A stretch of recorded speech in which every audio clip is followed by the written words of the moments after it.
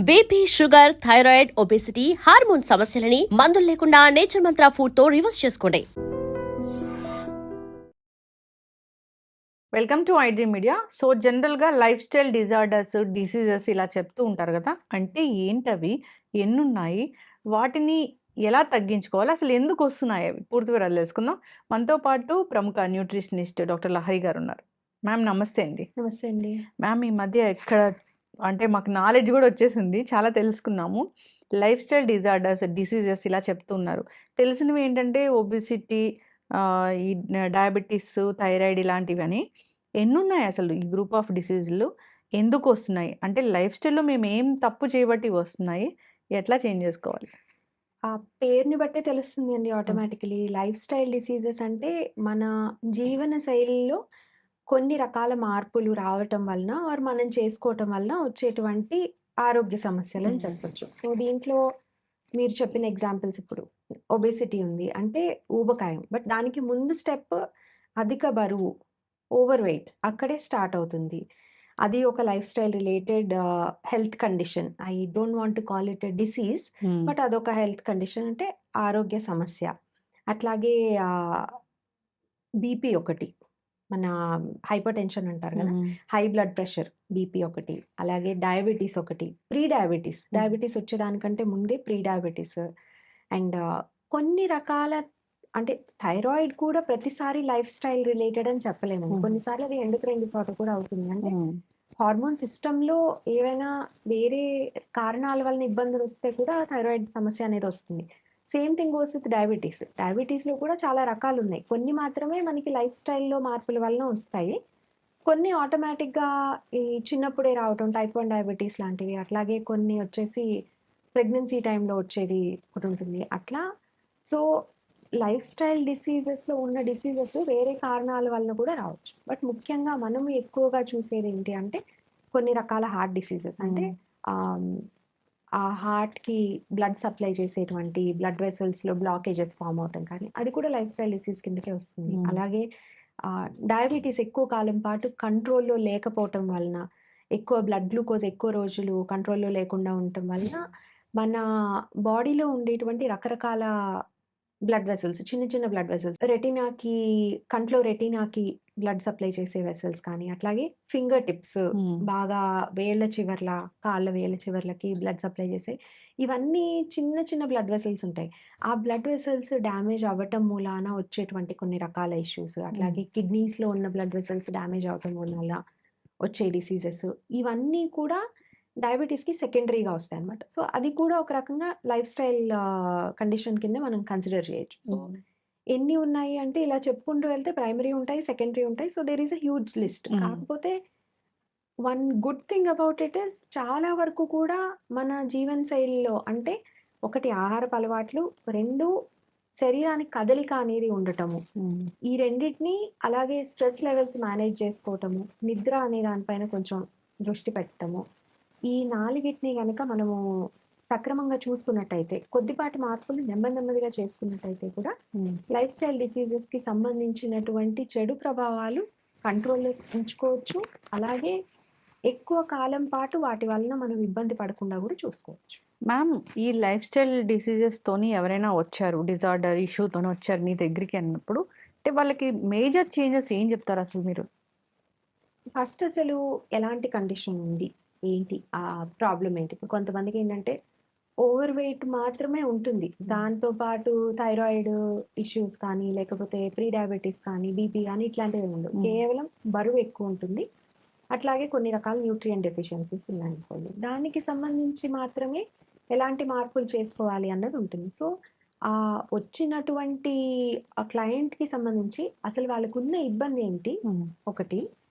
అలాగే ఆ ఇబ్బంది అసలెందుకొచ్చింది? అంటే వాళ్ళసలు బరువు పెరగటం అనేది ఏ కారణాల వలన జరిగింది హ్మ్. అనేది చూసి, ఆ రూట్ కాజ్‌ని అడ్రెస్ చేయడం జరుగుతుంది. ఒక్కొక్కసారి ఏంటంటే, సరైన అవేర్‌నెస్ కానీ, నాలెడ్జ్ కానీ లేకపోవటం వలన. హ్మ్. అంటే ఎలాంటి ఆహారం తీసుకోవాలి? ఎంత మోతాదులో తీసుకోవాలి? ఏ టైమింగ్స్‌లో తీసుకోవాలి? ఇలాంటివి తెలియకపోవటం మూలాన, సరైన నాలెడ్జ్ లేకపోవటం మూలాన కొంతమంది బరువు పెరుగుతారు. కొంతమందేంటంటే ఫర్ ఎగ్జాంపుల్ ఇంటికి దూరంగా ఉండటం. హ్మ్. వాళ్ళంతట వాళ్ళు వండుకునేటువంటి సదుపాయం లేకపోవటము, బయట తినాల్సిన అవసరం రావడం, లేకపోతే హాస్టల్‌లో తినాల్సిన అవసరం రావడం. ఇలాంటి సిట్యుయేషన్ వలన కూడా ఒక్కొక్కసారి వాళ్ళకి హ్మ్. ఫుడ్ ఎట్లాంటి ఫుడ్ తీసుకోవచ్చు అనేది కొంత అవగాహన ఉన్నా కానీ, హ్మ్. అలాంటి కండిషన్స్ లేకపోవటం వలన వచ్చే అవకాశం ఉంటుంది. ఇంకొన్ని ఎన్వైర్న్‌మెంటల్ ఫ్యాక్టర్స్, ఇది కూడా ఎన్వైర్న్‌మెంట్ కిందకే వస్తుంది. హ్మ్. ఇంకొకటేంటంటే వాళ్ళ ఉన్నటువంటి ఉద్యోగ పరిస్థితుల వలన గానీ, లేకపోతే వాళ్ళు చదువుకునేటువంటి సిట్యుయేషన్‌ని బట్టి కానీ ఫిజికల్ యాక్టివిటీ అనేది అసలు లేకుండా పోతుంది. హ్మ్. సో, అలాంటి కారణం వల్ల కూడా వాళ్ళు సరైన ఆహారం తీసుకుంటారు. కానీ హ్మ్. అసలు మూవ్‌మెంట్ అనేది ఉండదు. దాని వలన కూడా ఇబ్బందులు రావటం ఇలా జరుగుతుంది కాబట్టి హ్మ్. ఒబెసిటీ విషయానికొస్తే లేదా అధిక బరువు విషయానికొస్తే ప్రాబ్లమ్ ఏంటి? ఎందుకొచ్చింది చూసి అక్కడి నుంచి మనం అడ్రెస్ చేసుకోవాలి. కేవలం ఓకే. ఈ 10 కేజీలు ఎక్స్‌ట్రా ఉన్నారా? ఈ 10 కేజీలు ఈ 3 నెలల్లో తగ్గిపోతుంది. ఇంకా అయిపోతుందని కాదు. హ్మ్. ఎందుకొచ్చిందో తెలిస్తేనే మళ్ళీ తిరిగి రాకుండా చూసుకోగలుగుతాం. హ్మ్.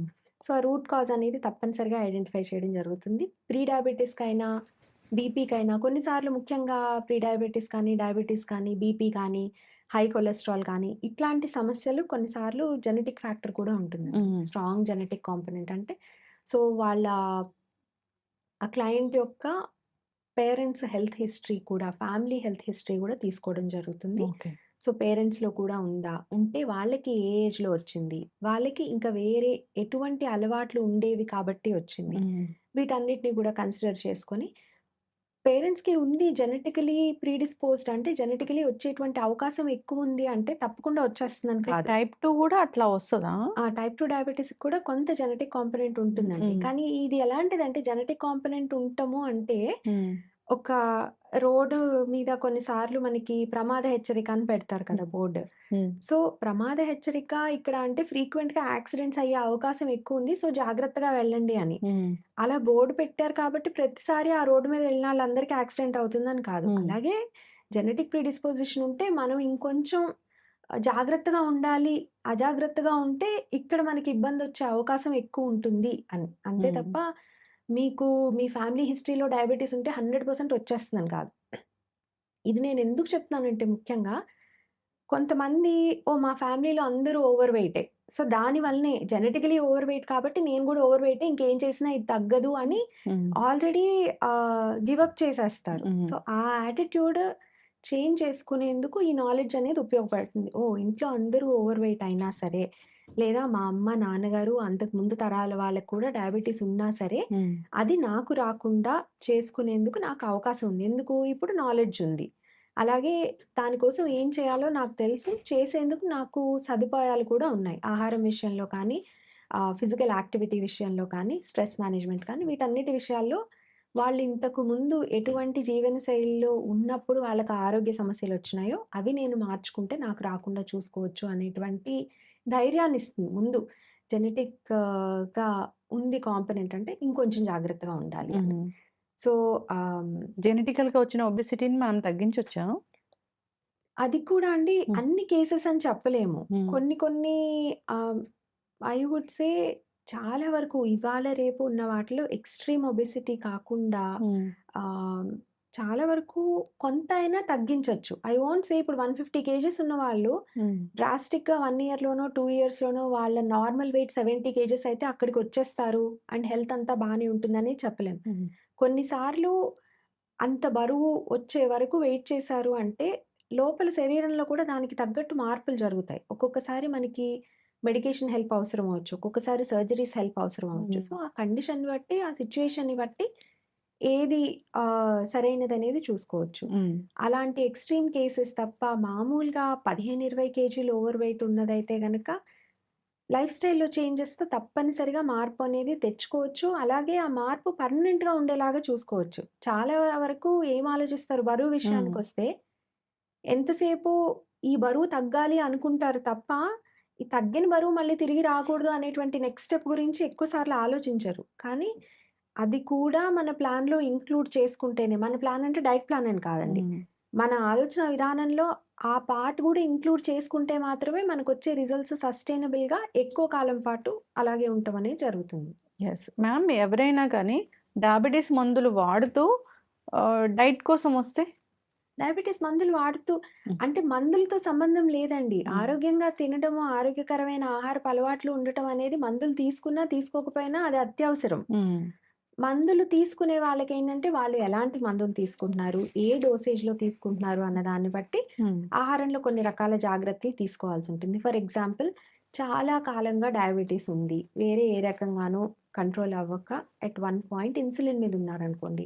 అలాంటి వాళ్ళకి కొంత ఇచ్చేటువంటి ఆహారంలో కొన్ని రకాల ఆహారాలు తప్పనిసరిగా ఇవ్వాల్సుంటుంది. అలాగే వాళ్ళు ఫ్రీక్వెంట్‌గా వాళ్ళు గ్లూకోజ్ మానిటర్ చేసుకునేందుకు వాళ్ళని ఎంకరేజ్ చేయాల్సుంటుంది. ఎందుకంటే ఇన్సులిన్ మీద ఉన్నప్పుడు హైపోగ్లైసీమియా అంటే బ్లడ్ గ్లూకోజ్ బాగా డ్రాస్టిక్‌గా డ్రాప్ అయ్యే ఛాన్సెస్ కూడా ఉంటాయి. సరైన ఆహారపు జాగ్రత్తలు తీసుకోకపోతే. సో, అలాంటివి ఉన్నప్పుడు వాళ్ళకి కొంచెం ఆ హెచ్చరికలు ఇవ్వటము, హ్మ్. దానికి సంబంధించి ఒకవేళ అలాంటి సిట్యుయేషన్ వస్తే ఇమ్మీడియేట్‌గా ఎట్లా రెమెడీ అనేది ఎడ్యుకేట్ చేయటము, ఇట్లాంటివన్నీ చేయాల్సుంటుంది. సో, మందులు వేసుకుంటున్నారు కాబట్టి ఇది కేవలం డయాబెటిస్‌కే కాదండి. బీపీ ఉన్నోళ్ళకి. హ్మ్. మెయిన్‌లీ నేను బీపీ ఉన్నోళ్ళు చాలా మందిలో చూసాను. హ్మ్.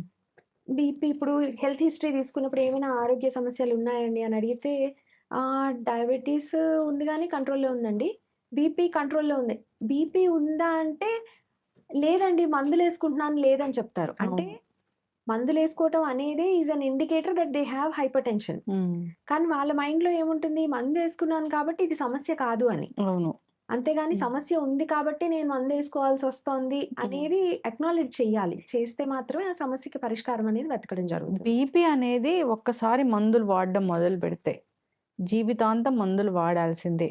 అంటే దాన్ని డైట్‌తోని తగ్గించుకుంటారు అనేది తెలీదు ఇంతవరకు. అవకాశం ఉందండి. అయితే ప్రతిసారి కాదు. కొన్ని కొన్ని కేసెస్‌లో జరుగుతుంది. కనీసం మందులు పూర్తిగా మానేయటం అనేది ప్రతిసారి జరక్కపోయినా, లో డోసేజ్‌లో ఉండటము, లేదా ఫ్రీక్వెన్సీ తగ్గించుకునే అవకాశం ఉండటం. ఆహ్, హై బీపీకి ఇచ్చే మెడిసిన్స్‌లో కూడా డిఫరెంట్ కైండ్స్ ఉంటాయి. ఆ డిఫరెంట్ కైండ్స్‌లో కూడా లోయెస్ట్ మనకి తక్కువ సైడ్ ఎఫెక్ట్స్ ఉన్నటువంటి మెడికేషన్ ఎంచుకునేందుకు అవకాశం ఉండటము. ఇట్లాంటివన్నీ కూడా హెల్పే కదా! అలాగే కేవలం మందుల మీద మాత్రమే డిపెండ్ అవ్వకుండా ఎంత కాలం పాటు ఈ హై బ్లడ్ ప్రెషర్ ఉన్నది, అలాగే ఎంత హైగా ఉన్నది అనే దాన్ని బట్టి కూడా డైట్ ద్వారా దీన్ని ఎంతవరకు కంట్రోల్ చేసుకోవచ్చనేది చూడొచ్చు. ఓకే. మ్యామ్ ఇప్పుడే డయాబెటిస్ ఒస్తుంది. అంటే ప్రీ డయాబెటిక్ కండిషన్ ఉంది అన్నప్పుడు దాన్నసలు ఎట్లా రివర్స్ చేస్తారు? ప్రీ డయాబెటిస్ అనేది మనకి ఒక ఇప్పుడు రెడ్ ఫ్లాగ్ అనేది కాకుండా hmm. Okay. We are about to enter diabetes అనేది ఒక హ్మ్. ఇండికేషన్ హ్మ్. లాగా అన్నమాట. సో, అక్కడి నుంచి మనము తప్పనిసరిగా కొన్ని రకాల జాగ్రత్తలు తీసుకున్నట్టయితే గనక, అది మళ్ళీ ప్రీ డయాబెటిక్ జోన్ నుంచి నార్మల్ బ్లడ్ గ్లూకోజ్ రెగ్యులేటెడ్ జోన్‌కి తీసుకురావచ్చు. మెయిన్‌లీ లైఫ్ స్టైల్ రిలేటెడ్ కాబట్టి most of the times pre diabetes అనేది లైఫ్ స్టైల్ రిలేటెడ్ కాబట్టి గ్లూకోజ్ పెంచేటువంటి ఆహారాన్ని రెగ్యులేట్ చేయటం ద్వారా, అట్లాగే మన బ్లడ్ గ్లూకోజ్‌ని తగ్గించేందుకు ఎలాంటి యాక్టివిటీస్ చేయాలో, అలాంటి యాక్టివిటీస్ పెంచుకోవటం ద్వారా, ఈ 2 కూడా మనం బ్యాలెన్స్‌గా చేసుకుంటే హ్మ్. మేబీ ఇన్ 3-6 మంత్స్ నార్మలైజ్ చేసుకోవచ్చు. ప్రీ హ్మ్. డయాబెటిస్ నుంచి నార్మల్ బ్లడ్ గ్లూకోజ్ లెవెల్స్‌కి తెచ్చుకోవచ్చు. అయితే ఒకసారి నార్మల్ బ్లడ్ గ్లూకోజ్ లెవెల్‌కొచ్చిన తర్వాత నేను తిరిగి ఇంతకుముందు ఎలా ఉన్నానో అదే లైఫ్ స్టైల్‌కెళ్ళిపోతాను అంటే మళ్ళీ ప్రీ డయాబెటిస్ వస్తుంది, డయాబెటిస్ వస్తుంది. హ్మ్. సో, మార్పులనేవి ఎప్పుడూ గూడా సస్టైనబుల్‌గా ఉండేలాగా అంటే ఈ మార్పు నేను ప్రతిసారి అమలు చేయగలనా? నేను లైఫ్ లాంగ్ హెల్తీగా ఉండడానికి ఈ మార్పు అనేది నా జీవితంలో చేసుకుంటున్నాను. అనేది కమిట్ అయ్యి చేయగలిగితే మాత్రమే ఈ రిజల్ట్ అనేది పర్మనెంట్‌గా ఉంటుంది. హ్మ్. ఎప్పుడైతే మీరు ఇది టెంపరరీ నేను ఒకసారి నార్మల్ గ్లూకోజ్‌కెళ్ళగానే మళ్ళీ నార్మల్ అంతా సింపుల్ ఎగ్జాంపుల్ ఆల్కహాల్ తీసుకునే వాళ్ళున్నారనుకోండి. అమ్మో! ఇప్పుడు నాకు ప్రీ డయాబెటిస్ ఉందన్నారు. డాక్టర్ ఆల్కహాల్ మానేయమన్నారు. సో, ప్రీ డయాబెటిస్ నుంచి నార్మలైజ్ అయ్యే వరకు నేను ఈ 3 నెలలు ఆల్కహాల్ మానేస్తానంటారు.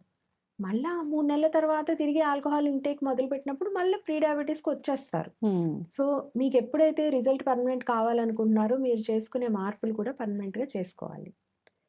అసలు ఈ లైఫ్ స్టైల్ డిజార్డర్స్ ఉన్న వాళ్ళకి ఒక న్యూట్రిషనిస్ట్ కన్సల్టేషను ఉండాలి అనే అవగాహన చాలా తక్కువుంది.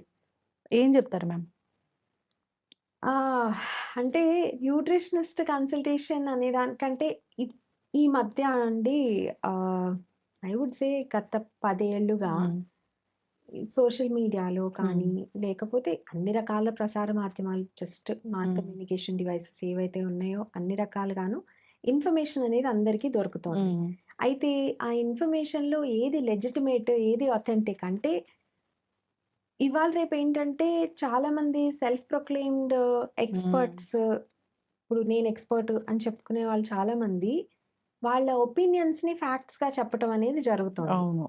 సో, ఫలానాది తినండి, ఫలానాది మంచిది, ఇది మంచిది కాదు అని చెప్పేస్తే దానికి సంబంధించిన సైంటిఫిక్ బ్యాక్‌గ్రౌండ్ కానీ, ఎవిడెన్స్ కానీ ఏమైనా దానికి సంబంధించిన కేస్ స్టడీ ఎగ్జాంపుల్స్ కానీ ఇలాంటివేం లేకుండా, ఇది నా ఒపీనియన్ అన్న మాట కూడా చెప్పకుండా, ఇదే ఫ్యాక్ట్ అన్నట్టు చాలా కాన్ఫిడెంట్‌గా చాలామంది చెప్పడం జరుగుతోంది. సో, చాలా సార్లు వినేవాళ్ళకేంటంటే, ఎవరైనా ఒక విషయం చాలా కన్విక్షన్‌తో, కాన్ఫిడెంట్‌గా చెప్తున్నారు అంటే, ఆ! కాన్ఫిడెంట్‌గా చెప్తున్నారంటే ఈళ్ళు కరెక్టే చెప్తున్నారు హ్మ్. అనుకోని, వాళ్ళు అలాంటివి ఫాలో అయిపోతూ, మనం ఎలాగో సరిగ్గానే తింటున్నాం గదా! అంటే ఇప్పుడు వాళ్ళ ఉద్దేశంలో ఏంటి, నేనిప్పుడు 15, 20 వీడియోలు చూసానండి. 15, 20 వీడియోలు మనకిప్పుడున్న ఆల్గోరిథం ప్రకారం ఏమొస్తాయి, మనం ఏదైతే ఎక్కువ చూస్తున్నామో అలాంటిదే మనకి మళ్ళీ మళ్ళీ తిరిగొస్తుంది. అవును. సో, మనకొక రకమైన ఇన్ఫర్మేషన్ వినటానికి, చూడటానికి అలవాటు పడినప్పుడు, దానికి కాంట్రరీ ఇన్ఫర్మేషన్ ఏది మన హ్మ్. దీంట్లో ఫ్లోలో ఉండదు. మనం చూసేందుకు అవకాశం ఉండదు. హ్మ్. సో, నంబర్ ఆఫ్ టైమ్స్ చూసిన కొద్దీ దాన్నే నమ్ముతాం కదా! హ్మ్. సో, 10 మంది సింపుల్ ఎగ్జాంపుల్ ఎగ్ యolk ఉంది. హ్మ్. ఎగ్‌లో యెల్లో తీసేయాలి. ఇవాళే నేనేదో వీడియో చూసానండి. వాళ్ళు weight gain diet, weight loss diet అని 2 ప్లేట్‌లు పెట్టారు. ఒక ప్లేట్‌లో ఎగ్ విత్ యెల్లో పెట్టారు. వెయిట్ గెయిన్ దాంట్లో. వెయిట్ లాస్‌లో ఎగ్ వితౌట్ యolk పెట్టారు. అట్లాగే వెయిట్ గెయిన్ దాంట్లో బనానా పెట్టారు. వెయిట్ లాస్ దాంట్లో జాంకాయ పెట్టారు. ఇంకేదో అట్లా ఆహ్, హౌవెవర్ ఏ ప్లేట్ తీసుకున్నా వెయిట్ గెయిన్, వెయిట్ లాస్ రెండిట్లో ఏదైనా అవ్వచ్చు. హ్మ్. ఒక్క ప్లేట్ వల్లనే ఏది మారదు. But this is misinformation right? Problem ఏంటంటే ఆ ఒక్క పీస్ కాంటెక్స్ట్ లేకుండా ఆ 30 సెకండ్‌లో, ఆ ఒక్క నిమిషంలో చూసి మనం లైఫ్ చేంజింగ్ డెసిషన్స్ చేసేసుకుందాం అనుకుంటే చూసే వాళ్ళదే తప్పు. ఎగ్ యెల్లో మిస్ అవుతే చాలా న్యూట్రియంట్స్ పోతాయి. మనం అవసరం అంటే ఎగ్ యolk‌లో కూడా చాలా న్యూట్రియంట్స్ ఉంటాయి. హ్మ్.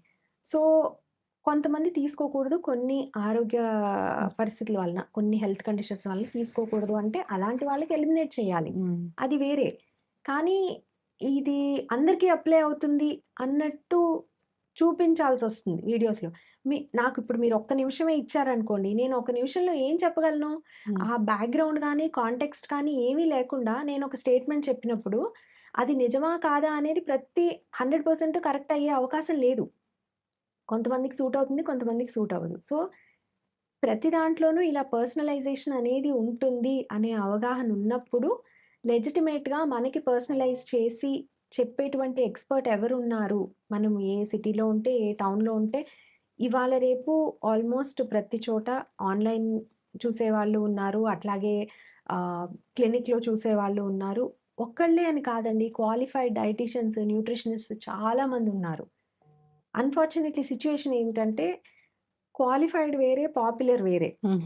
People go to movie stars లేకపోతే ఆహ్, పీపుల్ విత్ బేసిక్ సర్టిఫికేషన్ అంటే 3 నెలల్లోనూ, 6 నెలల్లోనూ టు అన్ ఎక్స్‌టెంట్ సూపర్ఫిషియల్‌గా నేను నేర్చుకున్నాను కాబట్టి అంటే వాళ్ళు నేర్చుకున్నది తప్పనట్లేదు, తక్కువ అనట్లేదు. కానీ ఆ నేర్చుకున్న దానికిను 10 ఇయర్స్ పాటు, 15 ఇయర్స్ పాటు ఆ ఫీల్డ్‌లో చదువుకొని ఆహ్, మల్టిపుల్ కేసెస్ చూసిన ఎక్స్‌పీరియన్స్ కానీ, మెడికల్ లెవెల్ ఎక్స్‌పీరియన్స్ కానీ, ఇవి ఉన్నది వేరే ఉంటుంది. ఆ స్కిల్ సెట్ అనేది వేరే ఉంటుంది. సో, అది ఎవరికి వాళ్ళు చూసేవాళ్ళు ఆలోచించుకొని మనకి ఏది కరెక్ట్, మనకి ఏది సూటబుల్, మనకి బేసిక్ క్వెషన్స్ ఉన్నాయా? లేదా మన లైఫ్ స్టైల్‌కి సంబంధించి మనం ఇంకొంచెం డీప్‌గా అర్థం చేసుకొని, మనకి ఎలాంటి మార్పులు ఉపయోగపడతాయనేది చేద్దాం అనుకుంటున్నాము అనేది ఎవరికి వాళ్ళు ఆలోచించుకొని, దాన్ని బట్టి ఎలాంటి సర్విస్ ప్రొవైడర్ దగ్గరికెళ్ళాలి అనేది ఆ ఇండివిడ్యువల్ డిసైడ్ చేసుకోవాలి. అంతేగాని ఆహ్, హ్మ్, అక్కడ కనిపించింది మేము నమ్మేసాము అంటే, వినేవాళ్ళకి వివేకం ఉండాలి గదండీ! చెప్పేవాళ్ళు ఏమన్నా చెప్తారు. యెస్. సో, చక్కగా చెప్పారు మ్యామ్. మాకు తెలిసుండాలసలు ఎట్లా ఎవరి దగ్గరికి వెళ్ళాలి అనేది, ఎవరు చదువుకున్నారు, ఏంటి అనేది. అదే. చదువుకోవటము వన్ ఆఫ్ ద థింగ్స్. హ్మ్. అట్లాగే ఇంకొకటండి వన్ వే టు డిఫరెన్షియేట్ చాలా వరకు మీరు చూస్తే క్వాలిఫైడ్ డాక్టర్స్ కానివ్వండి ఆర్ డైటీషియన్స్ కానివ్వండి, ఏది బ్లాక్ అండ్ వైట్‌లో చెప్పరు. హ్మ్. సింపుల్ ఎగ్జాంపుల్ ఇప్పుడు ఇందాక ఎగ్ యolk గురించి అనుకున్నాం. ఎగ్ యolk తింటున్నారా రోజు అంటే ఎగ్‌లో యెల్లో తింటున్నారా? ఇంక మీ హార్ట్ ఇంతే. ఇట్లాంటి భయంకరమైన స్టేట్మెంట్స్ అనేయి either this is very good, this is very bad. లేకపోతే ఫ్రూట్స్ అన్నిట్లోకి ఇదే కింగ్, వెజిటబుల్స్ అన్నిట్లో ఈ ఒక్క వెజిటబుల్ తింటే మీ లైఫ్ అంతా మారిపోతుంది. ఇలాంటి స్టేట్మెంట్స్ రావండి generally. Qualified people who have learned about the nuances, అంటే ఒక్కొక్క విషయానికి కాంటెక్స్ట్ ఉంటుంది, అది అందరికీ అన్ని చోట్ల అప్లై అవ్వదు అనేటువంటి నాలెడ్జ్ అనేది తెలుస్తుంది. సెకండ్ పాయింట్ వచ్చేసండి కాన్ఫిడెన్స్ లెవెల్స్, చెప్పే కాన్ఫిడెన్స్ లెవెల్స్ ఉంటుంది. ఎప్పుడైనా కానీ చాలామంది experts, it is not about confidence, it is about how ready you are to change your opinion based on evidence presented to you. మీరు ఇప్పటిదాకా ఒక విషయాన్ని కరెక్ట్ అనుకుంటున్నారు, కానీ దానికి కాంట్రరీగా కొత్త రీసెర్చ్ ద్వారా కానీ ఏదైనా కొత్త ఎవిడెన్స్ అనేది మనకి లభించింది. అలాంటప్పుడు మనం మన ఒపీనియన్ చేంజ్ చేసుకునే ఓపెన్ మైండెడ్నెస్ ఉండాలి. ఇది మిస్ అయ్యి రిజిడ్‌గా నేను ఇదే నమ్ముతాను, నా నమ్మకం బేస్డ్ అని చెప్పేవాళ్ళు, నన్ను నమ్మండి బికాజ్ నేను ఫ్యాక్ట్ చెప్తున్నాను అని చెప్పేది చాలా వరకు కూడా హాఫ్ నాలెడ్జ్ కానీ, లేకపోతే స్కామ్‌స్టర్స్ గానీ ఉంటారు. స్కామ్‌స్టర్స్ చాలా మంది ఉంటారు. అంటే అదే. ఇంటెన్షనల్‌గా అని కూడా అననండి. కొన్నిసార్లు ఏంటంటే వాళ్ళు అంత కన్విక్షన్‌తో చెప్పేది ఎవరినో మోసం చేద్దామని చెప్పాల్సిన అవసరం లేదు. కానీ వాళ్ళు నిజంగా అదే నిజమని నమ్ముతున్నారు. సో వాళ్ళని కూడా నేను ఎంటైర్‌లీ తప్పు పట్టను. కాకపోతే యాటిట్యూడ్‌లో అయితే డిఫరెన్స్ ఉంటుంది. బట్ హెల్త్ అది. కదా మ్యామ్ ఇది. హెల్త్ అది కరెక్ట్ అండి. మోరల్లీ, ఎథికల్లీ మనకి ఒక రెస్పాన్సిబిలిటీ అనేది ఉండాలి. మనం ఒక పర్టిక్యులర్ ఇన్ఫర్మేషన్ బయటికి చెప్తున్నాము అంటే ఇది ఎవరికైనా ఉపయోగపడినా, ఉపయోగపడకపోయినా హార్మ్ అయితే చేయకూడదు అనేది ఖచ్చితంగా మనం నమ్మాలి. హార్మ్ చేస్తాము ఈ విషయం వలన, లేకపోతే మనం చెప్పే ఈ పర్టిక్యులర్ టిప్ వలన, హెల్త్ టిప్ వలన కానీ, ఏదైనా ఇన్ఫర్మేషన్ వలన కానీ, ఇది ఎవరైనా మిస్‌అండర్‌స్టాండ్ చేసుకొని దాని వలన వాళ్ళకి ఇబ్బంది కలిగే అవకాశం ఉంది అన్నప్పుడు, ఏ సిట్యుయేషన్‌లో మిస్‌అండర్‌స్టాండ్ చేసుకునే అవకాశం ఉంది, ఆ కాంటెక్స్ట్ కూడా కొంత చెప్పాలి. ఇది అందరికీ అప్లై అవ్వకపోవచ్చు. మీ హెల్త్ కండిషన్ ఇలాంటిదైతే మీరు ఇది పాటించొద్దు. ఇలాంటి డిస్క్లైమర్స్ కూడా తప్పనిసరిగా ఇవ్వాలి. అండ్ చాలామంది మీరు చూస్తే ఇప్పుడు సోషల్ మీడియాలో కూడా ఫార్చునేట్‌లీ చాలామంది క్వాలిఫైడ్ డైటీషియన్స్, న్యూట్రిషనిస్ట్స్, డాక్టర్స్ వీళ్ళందరూ చక్కటి ఇన్ఫర్మేషన్ ప్రెజెంట్ చేస్తున్నారు. And when you see their content, మీకు ఆ డిఫరెన్స్ తెలుస్తుంది. వాళ్ళు ఇదే కరెక్ట్, ఇది తప్పు అని చెప్పరు. ఇప్పటిదాకా ఇది ఎవిడెన్స్, దాని బేస్డ్ మీద ఇలాంటి కండిషన్ ఉన్న వాళ్ళు ఇలాంటివి చేయొచ్చు, ఇలాంటివి చేయకపోతే మంచిది అనేది ఉంటుంది. కానీ రిజిడ్‌గా ఇది కరెక్ట్, ఇది తప్పు ఇలాంటి స్టేట్మెంట్స్ ఉండవు. సో ఎప్పుడైనా ఏదైనా ఒక విషయాన్ని సెన్సేషనలైజ్ చేయటానికి చెప్తున్నారు అంటే అది కూడా ఒక రెడ్ ఫ్లాగ్ అనేది మనం చూసుకోవచ్చు. చక్కగా చెప్పారు మ్యామ్.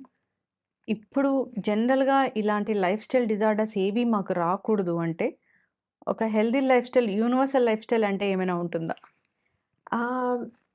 యాహ్! ఒక రకంగా ఉండొచ్చండి. అంటే 100% అందరికి ఎగ్జాక్ట్‌గా అనేది చెప్పలేము. కానీ చాలా ఒక టెంప్లేట్ లాగా ఎలా ఉంటుందంటే, మీ ఏజ్‌కి తగ్గట్టు, మీ జెండర్‌కి తగ్గట్టు, మీ ఆహారపు అలవాట్లు, ఏజ్, జెండర్, ఫిజికల్ యాక్టివిటీ లెవెల్స్‌ని బట్టి ఎటువంటి ఆహారం తీసుకోవాలి, ఎంత క్వాంటిటీలో తీసుకోవాలి, ఏ ఫ్రీక్వెన్సీతో తీసుకోవాలి, ఇది మాత్రం మేనేజ్ చేసుకొని, అట్లాగే తప్పనిసరిగా ప్రతిరోజు కనీసం అరగంట పాటైనా శరీరం కదిలేలాగా ఉండాలి. శారీరకంగా శ్రమ అనేది తప్పనిసరిగా అవసరం మనకి. నడిస్తేనో, పరిగెడితే మోకాళ్ళు అరిగిపోతాయనో, నడిస్తే కాళ్ళు నొప్పి, నడుము నొప్పి వస్తుందనో, మెట్లెక్కితే మోకాళ్ళు అరిగిపోతాయి. ఇట్లాంటివన్నీ 20 ఏళ్ళ నుంచి పెట్టుకోకూడదు. ఇన్‌ఫాక్ట్ 20 నుంచి 40 వరకు ఐ థింక్ ఇవాళ నిన్న ఏదో I saw some study saying 20స్‌లో ఎవరైతే యాక్టివ్‌గా, హెల్తీగా ఉంటారో 70స్‌లో వాళ్ళ ఆరోగ్యం చాలా బెటర్‌గా ఉంటుంది అని. సో ఇది కూడా మనం హెల్త్ మీద చేసుకునే ఇన్వెస్ట్‌మెంటే కదా! ఈ మధ్య ఫైనాన్షియల్ లిటరసీ బాగా పెరిగింది కదండీ. ఎర్లీ 20s నుంచే ఇన్వెస్ట్‌మెంట్ స్టార్ట్ చేసుకుంటున్నారు. అట్లాగే సేవింగ్స్ స్టార్ట్ చేస్తున్నారు. రిటైర్మెంట్ కోసం కూడా ప్లాన్ చేసుకుంటున్నారు. కొంతమందైతే 50 టైమ్‌కే నేను రిటైర్ అయిపోవాలంటే నేనేం చేయాలి అనేది, that's such a beautiful change. అదే శ్రద్ధ హెల్త్ మీద కూడా పెట్టాలి. ఎందుకు ఇవాళ రేపు లాంజివిటీ బాగా పెరిగింది. లాంజివిటీ అంటే లైఫ్ ఎక్స్‌పెక్టెన్సీ. ఎంత కాలం పాటు one person is going to be alive అనేది. ఇండియా వచ్చేసి ఐ థింక్ రీసెంట్ స్టాట్స్‌లో Indian men on average longevity వచ్చి 72 ఇయర్స్ ప్లస్ ఏమో ఉంది. విమెన్‌కైతే ఈవెన్ లాంగర్ ఉంది. సో మీకు మీకిప్పుడు 40 ఏళ్ళు, ఇంకో 30 ఏళ్ళు మీరు బతకాలని తెలుసు. తెలిసినప్పుడు ఆ 30 ఇయర్స్ ఆరోగ్యంగా ఉండాలి అని కోరుకుంటే, దానికి తగ్గట్టు మీరిప్పుడే ఇన్వెస్ట్ చేసుకోవాలి కదా! ఆరోగ్యం మీద కూడా శ్రద్ధ పెట్టం. నాకు టైం లేదు అనేది it cannot be an excuse. ఇవాళ మీకు టైం లేకపోతే, రేపొద్దున మీకు ఓపిక ఉండదు, లేకపోతే అనారోగ్యం అది ఉంటుంది. సో, ఇదే దీంట్లో మందుల మీద ఇంకేదో కోట్ ఒకటి చదివాను నేను. If you think wellness is expensive, try illness అని. సో, ఆరోగ్యంగా ఉండేందుకు మీరు చేయాల్సిన పనులు ఇప్పుడు చేయకపోతే, అనారోగ్యం వచ్చినప్పుడు చాలా ఖర్చు పెట్టాల్సుంటుంది. ఖర్చు అనేది కేవలం డబ్బుల విషయంలోనే కాదు. టైం ఖర్చవుతుంది, ఎఫర్ట్ ఖర్చవుతుంది, మీ ఫ్యామిలీలో పీస్ ఆఫ్ మైండ్ ఖర్చవుతుంది. మీరొక్కళ్ళే కాదు. 70స్, 80స్, 90స్‌కి వెళ్ళే కొద్దీ మనకి మనంతట మనం చేసుకునేటువంటి పనుల సంఖ్య తగ్గిపోతుంది. సో, మనకు కేర్ టేకర్ అనేవాళ్ళు ఉంటారు. అది ఫ్యామిలీ మెంబర్స్ కావచ్చు, ఫ్రెండ్స్ కావచ్చు, ఇంకెవరైనా హైర్డ్ హెల్ప్ కావచ్చు.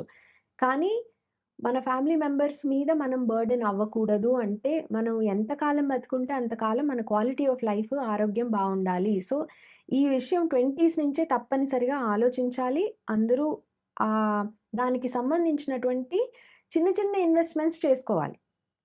ఈ బ్లూ ప్రింట్ ఆర్ టెంప్లేట్‌లో 1 ఫుడ్‌కి సంబంధించి, 2 మూవ్‌మెంట్‌కి సంబంధించి, 3 నిద్రకి సంబంధించి. నిద్ర చాలామంది ఆరోగ్యం దగ్గర ఫుడ్ మీద ఎక్కువ ఫోకస్ చేసేస్తారు. మూవ్‌మెంట్ మీద కొంచెం ఫోకస్ చేస్తారు. నిద్ర గురించి అసలు పట్టించుకొని కూడా పట్టించుకోరు. కానీ యాంటీ ఏజింగ్ డైట్‌లు లాంటియి ఎన్ని చేసినా సరే, నిద్ర అనేది సరిగా లేకపోతే ageing comes at you really fast. So, నిద్ర మనకి దేని వలన నిద్రకి ఇబ్బందవుతోంది? మనకి నిద్రకి సరిపడా టైం ఎందుకు ఉండట్లేదు? క్వాలిటీ ఆఫ్ స్లీప్ ఎక్కడ ఇబ్బందవుతోంది? అలాంటివి చూసుకొని, మనకి చేతనైనంతలో వీలున్నంత వరకు నిద్ర అనేది సక్రమంగా ఉండేలాగా చూసుకోవడం కూడా వెరీ ఇంపార్టెంట్. ఈ మూడిటితో పాటు స్ట్రెస్ ఫ్యాక్టర్ ఒకటి. కొన్ని అనివార్య కారణాలు, సిట్యుయేషన్స్ ఉంటాయి. దానికి మనం ఏం చేయలేము. కానీ అలాంటి సిట్యుయేషన్స్‌లో కూడా ఇదొక రకమైన ఫిలాసఫీ ఉంటుందండి. బేసికలీ కొన్ని మన కంట్రోల్‌లో ఉండనప్పుడు దాని గురించి ఆలోచించినా మనం ఏం చేయలేము. మన కంట్రోల్‌లో ఉన్నాయనుకోండి, ఆలోచనతో సరిపోతుంది. రైట్? ఈ విషయం ఏదో ఒకటి మనం బాగా ఆందోళన ఏమవుతుందో, ఏమవుతుందో అని. ఏమవుతుందో మీ చేతిలో ఉందా? లేదు. అయితే దాని గురించి ఆలోచించి ఏం లాభం? ఏమవుతుందో మీ చేతిలో ఉందా? ఉంది. మరి ఏం చేయాలో చెయ్యండి. ఈ రెండే తప్ప ఇంకొక ఆప్షన్ లేదు కదా!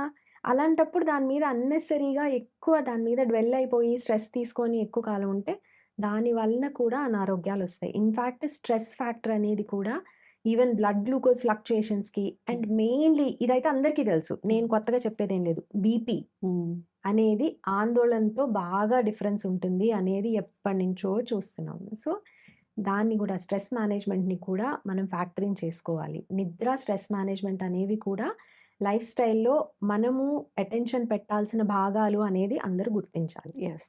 చక్కగా చెప్పారు మ్యామ్. లైఫ్ స్టైల్ డిజార్డర్స్ చెప్పుకుంటూ పోతే చాలానే ఉన్నాయి. మేము అనుకునేవి కొన్ని లైఫ్ స్టైల్ డిజార్డర్స్ ఉంటాయి, ఉండవు కూడా ఆ లిస్ట్‌లో. కాకపోతే హెల్తీ లైఫ్ స్టైల్ అనేది ఒకటుంది. దాన్ని మనం మెయింటైన్ చేయాలి. మంచి ఆహారం, సరైన నిద్ర, కదలిక చాలా చాలా ఇంపార్టెంట్. అటు ఇటు ఇటు అటు చెప్పాను. ఇయి అయితే ఫాలో అవ్వాలి. And stress stress. Management. Stress తగ్గించుకోవాలి. స్ట్రెస్ ఉంటే అన్ని రకాల అనారోగ్య సమస్యలు మళ్ళీ వస్తూ ఉంటాయి. ఊబకాయంగా ఉన్నాము అంటే అది జెనెటికల్‌గా వచ్చిందా? లేకపోతే ఈ మధ్య కాలంలో వచ్చిందా? అదంతా పక్కన పెట్టి ముందు డైట్ మీద ఫోకస్ చేస్తే ఖచ్చితంగా తగ్గుతారు. ఎవరి దగ్గరికి వెళ్ళాలనేది కూడా పెద్ద మ్యాటరే. సో, సోషల్ మీడియాలో చాలా చాలా వీడియోలు వైరల్ అవుతూ ఉంటాయి. అలా చూసి వెళ్ళడం కన్నా ప్రాపర్ గైడెన్స్‌లో ఎవరు చదువుకున్నారు, ఎవరు మంచి ప్రాక్టీస్‌లో ఉన్నారు వాళ్ళ దగ్గరికి వెళ్తే సరైన రిజల్ట్ అనేది ఉంటుంది. ఉంటుందండి. అయితే అదొక్కటే కాదు. ఇంకొకటేంటంటే one thing that I strongly recommend, మీరు ఎవరి దగ్గరికెళ్దాం అనుకుంటున్నారో వాళ్ళ దగ్గరికి ఆల్రెడీ వెళ్ళిన వాళ్ళతో కనీసం ఒక్కళ్ళతో అయినా మీరు మాట్లాడండి. రివ్యూ. సో, అంటే ఆన్‌లైన్‌లో రాసిన రివ్యూస్ అది అనట్లేదు. పర్సనల్ ఇంటరాక్షన్ వాళ్ళ దగ్గరికి ఆల్రెడీ వెళ్ళిన వాళ్ళతోటి ఎలా చేస్తున్నారు? ఏం చేస్తున్నారు? అన్నది తెలుసుకొని ఒకసారి అది మీ లైఫ్ స్టైల్‌కి సూట్ అవుతుందా? లేదా? అలాంటి కేర్ మీకు కరెక్టేనా? ఎందుకంటే ఇప్పుడు నేను చెప్పే పద్ధతి అందరికీ నచ్చకపోవచ్చు. అట్లాగే నాకు కూడా అందరు క్లయింట్స్ వీళ్ళకి నేను చెప్పగలను అనేది ఉండదు. ఎందుకంటే ఎవరి మైండ్ సెట్ వాళ్ళకి డిఫరెంట్ ఉండొచ్చు. సో, మనకి ఈ డాక్టర్ తోటి కూడా ఇప్పుడు మనం ఎవరైనా డాక్టర్ దగ్గరికెళ్తే మనకు అందరు డాక్టర్స్ సరిపడదండి. హ్మ్. కొంత డాక్టర్స్ దగ్గరికెళ్ళటానికి మనకి okay. I want to go to this doctor అనిపిస్తుంది. సో, అలా maybe sometimes you need to talk to few people. హ్మ్. వీళ్ళ దగ్గరికే ఎళ్ళిపోయి అందరూ వీళ్ళ దగ్గరికెళ్తున్నారు, వీళ్ళు పాపులరు లేకపోతే నాకు 10 మంది చెప్పారని కాకుండా, ఇన్ పర్సన్ కనీసం ఒక్కసారైనా సరే వాళ్ళ దగ్గరికి వెళ్ళిన వాళ్ళతో మాట్లాడండి. వాళ్ళెలా చేశారు? ఏం చేశారు? ఎలాంటి రిజల్ట్ వచ్చింది? ఎంత కాలం పాటు ఆ రిజల్ట్ వచ్చింది? ఎంత కాలం పాటు ఆ రిజల్ట్ ఉంది? ఎంత త్వరగా రిజల్ట్ వచ్చిందనేది it doesn't matter at all. మీరు నెలకి 5 కేజీలు తగ్గారా? 2 కేజీలు తగ్గారా? 10 కేజీలు తగ్గారా? Doesn't matter. What matters is మీకు చేసేటప్పుడు డూ యూ ఫీల్ పాజిటివ్? అయిపోయిన తర్వాత కూడా మీకు చేసింది బావుంది, నాకు హ్యాపీగా ఉంది, నా ఆరోగ్యం బావుంది అనిపించిందా లేదా? ఇలాంటివి చూసుకొని దాన్ని బట్టి ఈ ఒక్క అడిషనల్ పాయింట్ యాడ్ చేసుకుంటే బావుంటుందండి. అవకాశం ఉన్నప్పుడు. Not everybody has thought. అంటే మీరెవరి దగ్గరికో వెళ్దాం అనుకుంటున్నారు. వాళ్ళు ఏ బాంబేలోనో, దుబాయ్‌లోనో, యూఎస్‌లోనో ఉన్నారు. వాళ్ళ దగ్గరికెళ్ళిన క్లయింట్స్ మీకు తెలియచ్చు, తెలియకపోవచ్చు. కానీ అవకాశం ఉన్నప్పుడు అది వినియోగించుకుంటే మంచిది.